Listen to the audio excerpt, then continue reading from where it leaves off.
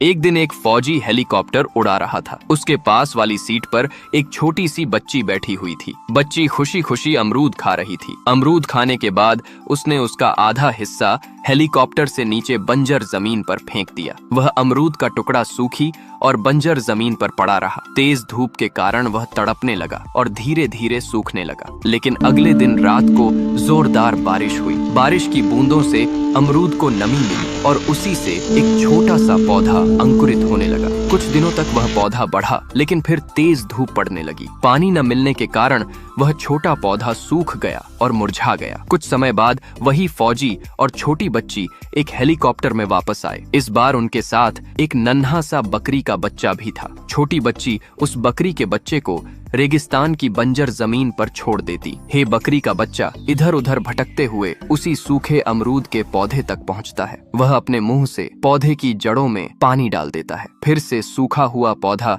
धीरे धीरे हरा होने लगता है और कुछ ही समय में वह एक हरा भरा फलदार अमरूद का पेड़ बन जाता है। और तीनों उस हरे भरे अमरूद के पेड़ को देखकर बहुत खुश होते हैं। कुछ दिनों बाद रात के अंधेरे में एक झोंबी आता है और उस हरे भरे अमरूद के पेड़ को काट कर चला जाता है। सुबह जब फौजी और छोटी बच्ची कटे हुए पेड़ को देखते हैं तो दोनों बहुत दुखी हो जाते हैं। उसी दिन एक बुद्धिमान बूढ़ी माँ वहाँ आती है। वह कटे हुए अमरूद के पेड़ की जड़ों में अपनी जादुई जड़ी बूटी डाल देती है। पेड़ दोबारा जीवित हो जाता है और फिर से हरा भरा फलदार अमरूद का पेड़ बन जाता है। हरे भरे पेड़ को देखकर फौजी, छोटी बच्ची और बकरी का बच्चा बहुत खुश हो जाते हैं। वे तीनों मिलकर बूढ़ी माँ का धन्यवाद करते हैं। बूढ़ी माँ के लिए एक लाइक और सब्सक्राइब जरूर करें।